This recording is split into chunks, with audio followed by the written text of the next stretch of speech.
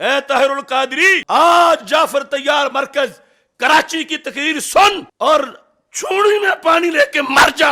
ان جگہوں پہ تو سنیوں کو چھوڑ کے آیا ہے اور تو نے کہا ہے کہ ایک ہیں۔ آج تیرے اندر ایمان کا رتی بھی ہوتی تو بولتا ان کے خلاف، جو اللہ کو بھونکے ہیں، قرآن کو بھونکے ہیں، صحابہ کو بھونکے ہیں، سرکار کی شہزادیوں کو بھونکے ہیں، اور تم منہ بنا کے بیٹھے ہو ایک چوسنی جیسا۔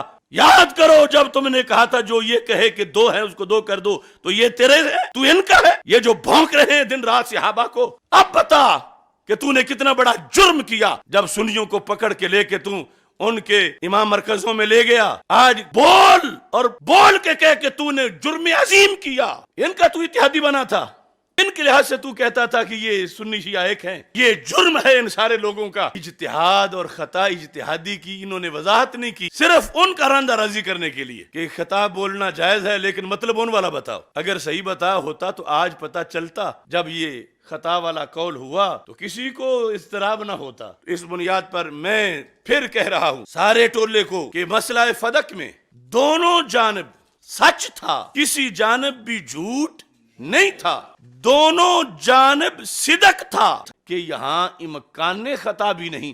اور نبیوں کا کیا ہے؟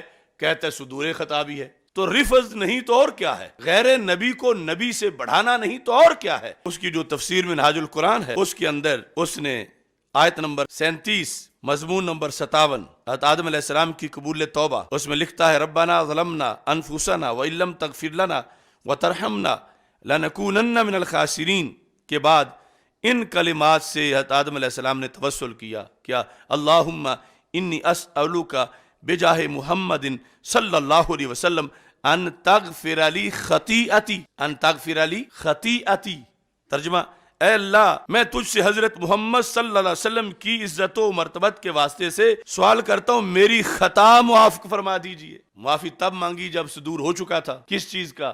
اور ادھر امکان خطا بھی نہیں، اور ادھر خطا کا صدور ہو چکا ہے۔ قیامت تک اس دلدل سے نہیں نکل سکتے یہ لوگ جب تک کہ پلٹ کے اہل سنت کے نظریات پہ نہ آ جائیں۔ انہیں اپنا سارا لٹریچر کسی سمندر میں جا پھینکنا پڑے گا۔ یہ تو بھی چند چیزیں ہم نے سامنے کی ہیں، یعنی یہ حدیث آگے ذکر کر رہا ہے، خطیئتی ترجمہ کر رہا ہے میری خطا۔ تو آدم علیہ السلام سے خطا ہوئی وہ اجتہادی تھی، اس نے تو مطلقاً نہیں لکھا، خطیئتی ہے مگر مراد اجتہادی ہے بالیقین۔ اور توحید سے بغاوت کی، قرآن سے تم نے بغاوت کی، تم نے کیا نہیں کیا؟ قرض ہے طاہر القادری پر، اب اگلا میں ہوم ورک دے رہا ہوں اس کو۔ طاہر القادری اگلا جو درس دے میرے جواب میں، مرنے سے پہلے پہلے، صرف کل پرسوں کی بات نہیں، مرنے سے پہلے پہلے۔ یہ صحیح مسلم ہے، اس کے اندر حدیث نمبر 193 ہے اور فائنل نمبر 322 ہے، کتاب الایمان ہے، صفحہ نمبر 121 ہے، یہ بیروت کا چھاپا جلد نمبر 1 ہے۔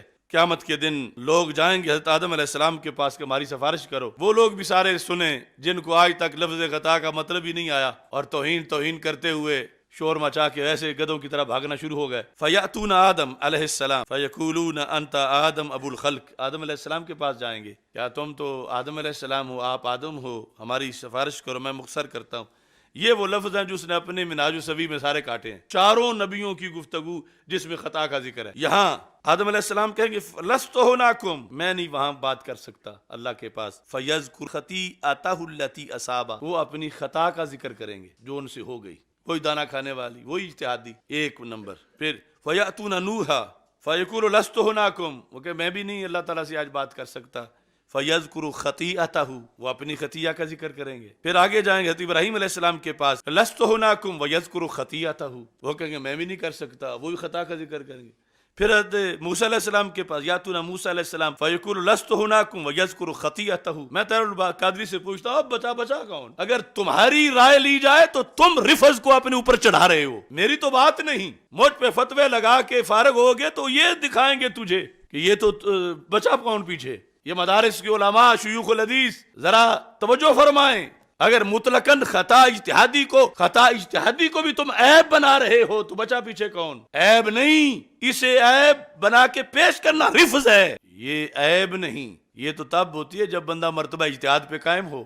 تو یہ ہوم ورک ہے میرا طاہر القادری کے لیے، مرنے سے پہلے یہاں خطیہ کا مطلب مجھے بتائے، مرنے سے پہلے، 1-2 دن کا ٹائم نہیں، مرنے سے پہلے۔ ادھر امکان خطا بھی نہیں۔ سیدہ پاک رضی اللہ تعالی عنہا کے معاملے میں اور ادھر سب کا وقوع خطا ہے اور ہے مسلم شریف، اس کا جواب دو۔ اور پھر اجتہادی خطا اور غلط فہمی میں زمین و آسمان کا فرق ہے۔ روتا ہے کہ میں نے سجدہ یہ نہیں قول کیا، تو نے بڑا، تیرا جرم ہے کہ تو نے غلط فہمی کا قول کیا۔ سرکار کے جگر کا ٹکڑا اور غلط فہمی ہو، کہاں ہے وہ پیر جنہیں جلالی میں تو اجتہاد کی خطا پر بھی 295 کی ضرورت ہے، اور اس کے بیرونی ویزوں کے سیر سپاٹوں کے ہوتے ہوئے اس مکی سے برے ہیں کہ جو گندگی کے بیٹھ گندی چوستی، ایسے لوگ جو پیسے کے دھیلے پر کفر پہ جا کے اکٹھے ہو کے بیٹھ جاتے ہیں۔ اب طاہر القادری، یہ غلط فہمی کیوں ہوئی تجھے؟ مرنے سے پہلے مجھے جواب دے۔ تو نے گھٹیا لفظ استعمال کیا، ہم نے تو جو قرآن میں ہے، جو سنت میں ہے، جو 14 صدیوں میں ہے، اور وہ بھی جواب دینے کے لیے رافضی کو جواب دیتے وقت وہ کہتے ہیں کہ سجدہ کا قول قول نبی ہے، سجدہ معصومہ ہے، یہ موضوع ہے۔ اب آپ مقابلے میں مرنے تک تجھے میرا چیلنج ہے طاہر القادری، یہ ہے تصفیہ، اور یہ ہے صفحہ نمبر 46، اور یہ نچلی 4 لائنیں ہیں۔ پیر میر علی شاہ صاحب نے جو سوال لکھ کے جواب دیا، اس پر کلپ بنا۔ اگر میرے ساتھ مقابلہ کرنا ہے تو موضوع تو یہ تھا، تو لوگوں کو ویسے خطا کے موضوع پہ آگے پھسلا رہا ہے۔ اس سوال کا جواب بول، اپنی زبان سے سوال اور پھر جواب دے، تو پتا چلے گا کہ تیرے پاس کتنے دانے ہیں۔ یہ موضوع ہے، اور اس کے لونڈوں کو کہتا ہوں یہ پوچھو اس سے، اس کا کلپ بنواؤ اس سے، کیوں اب تک چپ ہے؟ اور ساتھ جو ہے وہ جو شیعوں کی کتاب کا ورقہ گردش کر رہا ہے، وہ بھی میں اس کو دے رہا ہوں۔ میں نے اس کا جواب دیا طاہر القادری، اس کا جواب دیا میں نے، اور پیر میر علی شاہ صاحب نے اس کا جواب دیا۔ یہ تجھے میں نیٹ پہ دے رہا ہوں، اب پتا چلتا ہے کتنے مہینوں کے بعد تو رفض کا جواب دیتا ہے۔ اس کا جواب دینے کے لیے وہ جملہ بولنا پڑا جو پیر میر علی شاہ صاحب نے پہلے بولا، اور میں نے ان کے قول کی تشریح میں اور پہلے امت کا وہ موقف ہے، اس کا جواب دو۔ اور اس کے علاوہ جو اس کے زمرے میں شمار ہوتے ہیں وہ بھی جواب دیں۔ عام شیوخ الحدیث کا بھی حق بنتا ہے۔ یہ رافضی جواب مانگ رہے ہیں، یہ ان کی کتاب میں چھپا ہوا ہے۔ میرے والے لفظ بولے بغیر اس کا جواب دو۔